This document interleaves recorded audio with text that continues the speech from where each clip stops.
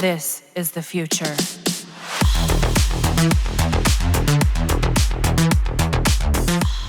I heard that you are looking for a new Chroma Prime build. Your wish is granted, as this video features a new build variant for Chroma Prime. Take note that this is a solo-oriented build for Chroma. This is eccentric towards Chroma, and you can't help out your team in terms of buffing their damage with your Vex armor. However, you can still use this in a team composition as the main DPS on your team. I already showed a Chroma build like this in the past that maximizes his firepower and defense through high armor values using the Vex armor buff, Umbral mods, and then the adaptation mod. But still, with all those things added in his setup, my Chroma struggles in high-level missions like the Steel Path. The only foolproof way to make him survive is to add the healing return setup in my melee weapon so that every hit will restore Chroma's health. Take note that I'm referring to solo gameplay here. More enemies will hit you in solo than with a team, and in most occasions, I often end up not having that much survivability, even putting so much power, strength and all the survivability stuff needed by Chroma. Hell, I even added Arcane Guardian and Arcane Grace, but still, my Chroma's survivability is weak in solo gameplay. Before we dive deeper into the video,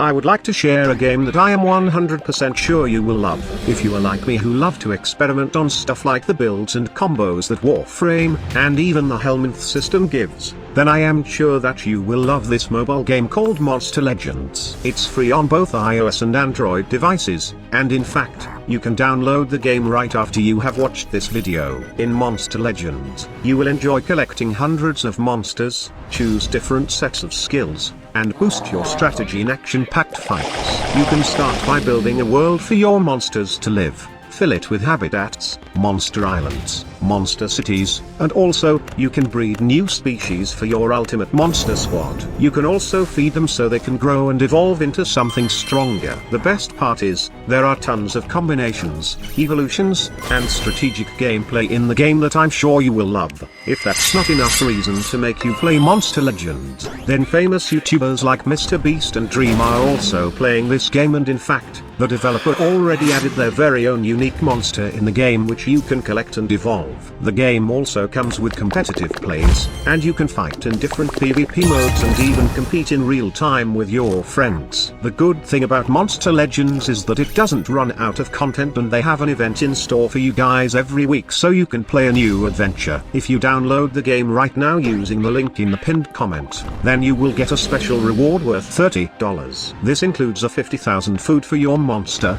the epic monster curry, and 300,000 gold that you can use to start your journey to the monster island. So after watching this video, I hope you give the game a try. It's free and you will have a good head start once you use the link I have in the pinned comment. Thank you, and let's get back to the video. Okay, I know what this is, squad leader. This is another Gloom build. Well, you are correct. Now give yourself a cookie and you may officially call this channel Gloom Hard Squad. I'm just kidding. But honestly, Call of the Tempestari update is not a big update, but it has several things that make the game better. One of these things is Gloom, which is now considered to be in the top 3 best Helminth ability in the game. You see, Gloom is not just for those Warframes that can be built for high range. Do remember that Gloom has this interaction wherein it only depletes energy when enemies are inside its aura, and its lifesteal does works even if enemies are not within the aura of Gloom. This only means that we can build for a very low range mod setup so we can achieve that minimum energy consumption while still getting the lifesteal of the ability. Before we continue, I would just like to address those players who are asking why I did build my Mesa for high range when you can just simply put narrow-minded in the build and conserve energy while getting the lifesteal.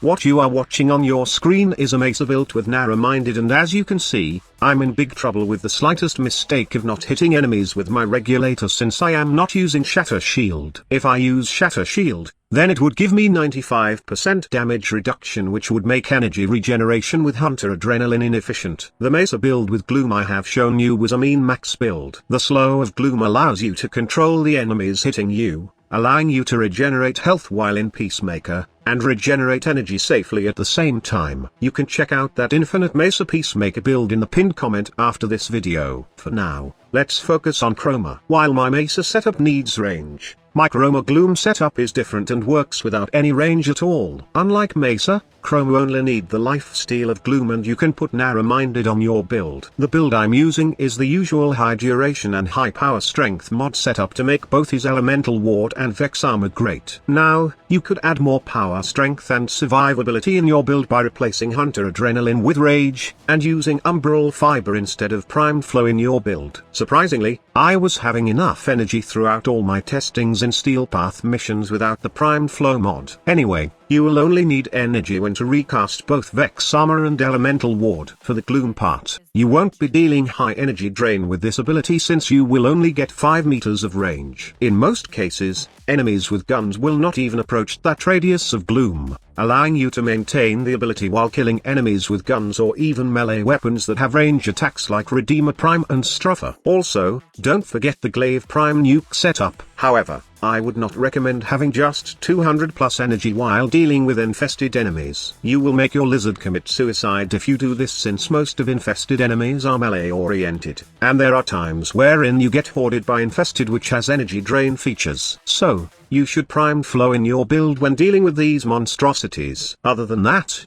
the build works fine and can be used to break all things Star Chart and Steel Path. You can even try this out in endurance survival runs. Honestly, I can say that this is the strongest Chroma build for solo plays right now. Gloom has made a difference in terms of Chroma's survivability and I highly advise that you try this setup for yourself. I was wondering if you still would like me to post more Gloom videos as I have a couple of Warframe combos with Gloom. But I think it would be best that I diversify my content and put other Warframe videos and guides before those Gloom combos. Before I let you go, I would like to remind you to try out Monster Legends as it's really a fun game to play, especially if you love creating builds and combos. Just use the link in the pinned comment below to download the game in your mobile device. I hope that you enjoy the game and the content that we are providing on this channel. Thank you so much for watching. Squad Leader signing off.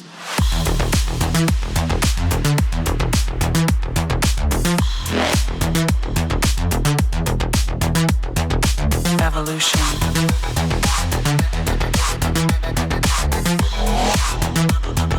This is the future.